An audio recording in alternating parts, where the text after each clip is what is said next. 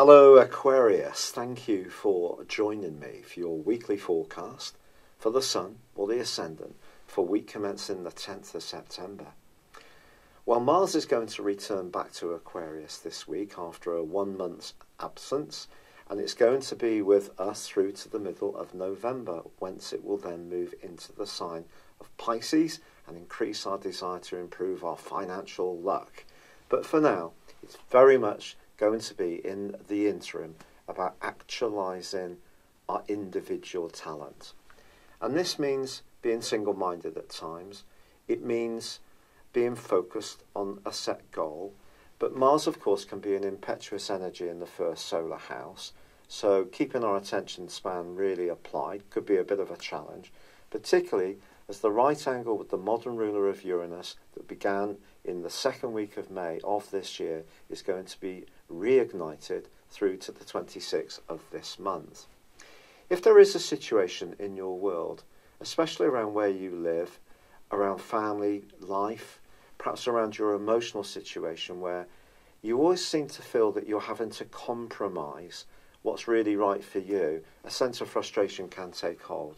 It's probably been there since May. It's possible that not everything has gone to plan. You could have developed an inflammatory illness, like I have, on the back of this particular aspect, along with a few others that I have, of course. But seriously, some kind of frustration is possible with this, but because, like with any aspect, a bit like getting to know a person, really the more that we understand someone's patterns, a bit like planets going round, the more we shift our relationship to the situation and we decipher what's really good for us. So I think in this last phase of this right angle, which is going to go on from now for the next 17 days, I do feel there's the potential to really master it and use it in a positive way. So that may mean making changes at home, but changes that can be liberating. Now also, late last week there was a new moon in the sector of long-term resources, joint affairs, very deep sensual commitments, anything to do with business and relationships in that regard. But that also joined in with Pluto and Jupiter. And that's going to continue this week. So if you're someone who has worked tremendously hard in the background on what you're trying to do, rewards can come. But it's not necessarily going to be completely plain sailing this week, because on Monday, Neptune is still in contact with the Sun, as it was on the new moon, creating a bit of confusion. Perhaps it's about balancing what you want for the longer term about your immediate resources in the here and now. A little bit of clarity can always be lost with Neptune, as you know, because it is the planet that really is gassy, it's confusing, it betwixt us really with its smoke and mirrors. So if you are thinking about financial issues at the start of this week and in the second half of this week, try to bring everything down to that intellectual level that you're so gifted with and analyse things, get the evidence before making any physical decisions. But you know, if you are really clear about things, you can use the hunches that Neptune can give you in a very imaginative way. And so you can make the most of moulding your resources for the longer term in quite a dynamic manner, because by the end of this week, Mercury forges a fabulous link with Pluto too. I have this particular angle in my natal horoscope. So Mercury trine Pluto enables us to really drill down to what the core issues are. And I think for us all us Aquarius people, this is going to give us a fantastic psychological asset this week if we seize the opportunity. So the armchair psychologist in us that I often talk about, well, imagine thousands of us all sat together in a big hall, all in our armchairs saying, oh, I've divined this. I'm only kidding, but you get my drift. It's an opportunity to use that latent talent in a really applied, forensic way. Could be about money, could be about a psychological issue, could be about understanding how we as individuals tick. Now this week also sees Venus, of course, getting a toehold in the sign of Scorpio, where it's going to have an extended stay. Now, this is going to go into retrograde in October, but in the interim, It's an opportunity to build relationships with people in positions of importance, something that Aquarius people can often go out of their way to avoid. Or perhaps be a little bit more real about what the world is, that goodwill is so invaluable. And so in a commercial context, because Venus is obviously in opposition with Uranus, perhaps there's going to be a chance to work from home, do a part-time job. Perhaps someone you know will put in a good word that creates greater flexibility and independence for you, but does give you some kind of leg up. And of course, resources are still very much to the fore in a physical sense when we think of the material world, with the Sun and Mercury in Virgo. It's a great stuff, and the transformation that can come from the angle with Pluto suggests that something can shift. But with Pluto buried so deep away, perhaps it's going to be something that isn't necessarily an obvious material gain, but something about a deep foundation, a deep understanding of what makes you and I tick. Now, there is a quarter moon at the end of this week in the sign of Sagittarius, friendly Sagittarius, against 11th, against the 8th house of the Sun. Yeah, groups, jealousy, people who are a bit possessive, not the type of people that Aquarian folk generally trot towards with great speed or enthusiasm, or perhaps it's our own stuff that's going to come up in this regard. But with Mars T-square in both Uranus and Venus's opposition, I think it's possible that some kind of conflict can come up this week. But the great thing about the 8th house is that we know that things can die off, but new things can grow through. So if something does transform, it's just feeling safe with it. And with Mars, up until the first half of this week, Saturn, of course, really quite a tough nut, but still forging that great angle to Uranus itself, and also Pluto in the 12th house.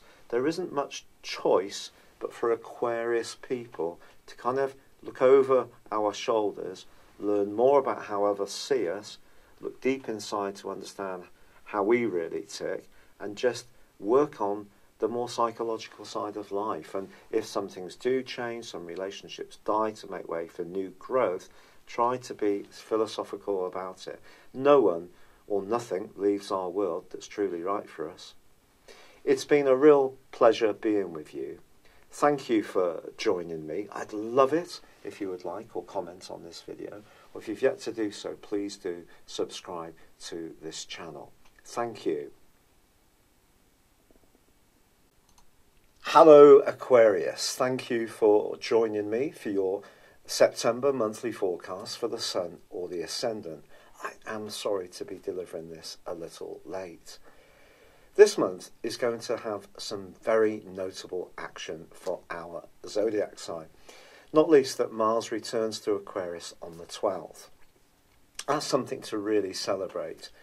But it isn't going to return here without some sparks, because it is going to be squaring up to Uranus once more, the modern ruler of Aquarius. And of course, Uranus and Mars have been in conflict pretty well consistently since the second week of May. Mars in your zodiac sign and mine is about taking the initiative. It's about being on the front foot. It's about living in the moment. It's about going on instinct a lot more. It's a very physical aspect. So you may want to test yourself out with some kind of challenge. You may want to put new energy into an ongoing strand, or start something afresh. But with Uranus in the sector of home and the family, something can be uncertain, unstable around this part of life. Maybe youngsters leave home, some of us come back. If you share your accommodation, there could be changes. It's possible that surprises can come out of the woodwork, which can be very unsettling, and it can create a sense of frustration if it feels that you're on the back foot. But of course, Uranus is not the only ruler of Aquarius. Saturn is the traditional ruler of Aquarius, and that's been in retrograde for 5.5 months by the time we reach the 6th of this month. Now, the great news, and I certainly will try to have some kind of celebration at this moment, is that on the 6th, Saturn finally ends that rewind. But it's important to understand that Saturn and the other higher octave planets in Neptune and Pluto do actually retrograde every single year. It's not something that is unique to 2018. But of course there has been a lot of activity, ebbing and flowing, not least on the 3rd of this month. Mercury, the planet of communication, comes out of shadow in your sector of relationships. So if there has been tensions from the end of July, I feel that hopefully something can be unravelled as you enter into this month. Yet there's little doubt about it that the quarter moon on the same day, on the 3rd, can create a degree of tension because it's Gemini in conflict with the Sun in Virgo. And this suggests that there may be something that is to do with an ownership issue, of feeling a bit of a lack of a space. Maybe someone's a bit clingy, maybe they're not clingy enough, maybe you're going to be attracted to someone who's not necessarily a totally suitable player. But if there is somebody in your life on an ongoing basis, I think the great news is that the arrival out of shadow of Mercury on the 3rd does give you an opportunity to really feel less inhibited. Now on the 6th, along with Saturn then ending its retrograde, Mercury moves into one of its 2 home zones of Virgo, which for you is very much about not necessarily what people are saying to you, it's what they really mean. That natural armchair psychologist is going to be given a huge boost through to the 21st. If ever you had an opportunity to don your detective mac and really dig out what people really mean, or your own deeper motivations, this is certainly going to be the chance. There's also a fabulous new moon on the 9th, which is an opportunity to recharge your financial resources, especially if you're entrepreneurial, have a business, or want to take something that's an occupational hobby into something a little bit more substantive, or if you work in a business to be given extra responsibilities, or perhaps raise funding, or perhaps get a loan to get a big ticket addition to your property, or buy a motor vehicle. These kind of things can be boosted by this particular new moon because it interacts superbly with Jupiter and Pluto, which are very fortunate for you still for 3 weeks this month. And I think if you have been beavering very hard behind the scenes and seeming to get not where you'd like to be, which is Saturn in the 12th house, which is Mars in the 12th house since the middle of August, and Pluto in the 12th house, let's be honest about it, since 2008, has hardly been a walk in the proverbial park. But this particular aspect, with Jupiter high in the sky in a very visible location, suggests that even if you're not purposefully looking for greater recognition, it could come to you and a slice of fortune can unfold. And this is going to be boosted by the arrival of Venus in the sign of Scorpio on the 9th too. Now Venus in Scorpio can add to your powers of diplomacy through to the end of this month.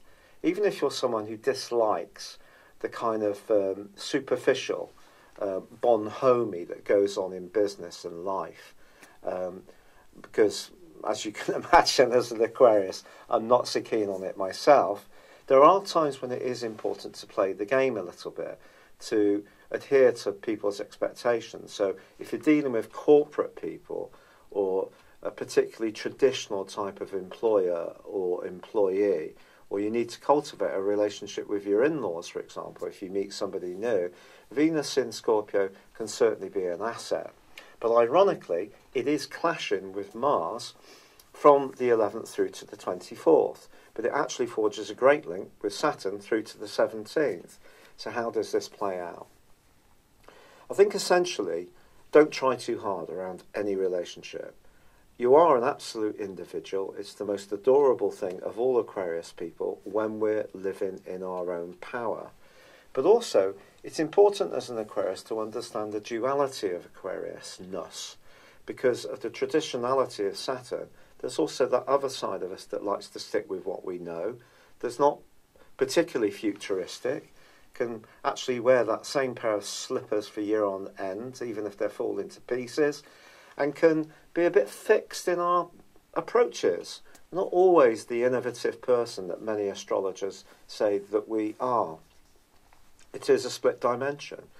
And I think at the heart of this month, therefore, there may be an opportunity to be very authentic in yourself, but actually jar with someone that perhaps you do need to have on side, or there's the chance to just be a bit more traditional, and actually you can receive quite a leg up in your hopes and aspirations. Now, the 22nd is really exciting because Mercury moves into Libra, and it's followed by the Sun on the 23rd. This is all about being much more adventurous, much more outgoing, and if things have been a bit heavy around your situation, especially with all that stuff going on in the 12th house, this is a chance to kick back and, be a bit more free-spirited, spontaneous, travel, take up some new interests, watch some different TV programs, listen to music that you wouldn't usually perhaps be attracted to, talk to different people from different cultural backgrounds. Could be very stimulating to you. But there's no doubt about it that the full moon, which occurs on the 24th, is really quite challenging because it occurs in the sign of Aries, which is how you think, it's how you communicate. It's about your immediate way of communicating. So it's about your lower consciousness around communicating. The higher consciousness is the 9th house, where the Sun and, of course, Mercury have moved into. So there could be a situation where you blurt something out in the latter part of this month in a defensive way, or someone challenges you about an element of your nature that you're not so conscious of, and it could prove to be rather wounding. But the wonderful thing about Aquarius people is that absolute idea that the truth is really what it's all about. Even if sometimes that's difficult to swallow, difficult to accept the more challenging parts of our own nature. Essentially, I think an Aquarius in power is truthful. And this is Robbie Williams, if you're interested in pop icons. It's Mourinho, if you're interested in British soccer. A difficult character, but he has his truth. And towards the end of this month, some kind of truth, elemental truth, is going to be needed to be forged. It could be that there's going to be some kind of agreement that you're working on, some kind of travel plan, some kind of higher educational situation, training of some kind, or you sharing great ideas of your own. But some kind of expansion is threaded through this, but not without Saturn there in that woundingly difficult 12th house, where it's going to be for the next year and 3/4, just calling out every weakness and flaw and vulnerability within you and within me. Just be mindful of it. So don't be too impulsive about communication. If someone's insulting in a text message, chuck your phone to one side, go and have a cup of tea, go for a stroll, and really think about it and respond in a more detached and measured way. Don't get too caught up in it. There are so many provocations these days, aren't there? We can only look at Facebook and someone is bragging or bloating about something which probably winds us up a little bit. Try to isolate yourself into purer things towards the end of this month, and you're going to make fantastic progress. And I think Mars being back in your sign is going to fire you up, give you the desire to be authentic, to be who you are, even if some people don't find it particularly easy. But it's exciting when Aquarius people stand up for what is true. I'm so sorry that my energy is so low still. The rheumatoid arthritis is truly punishing.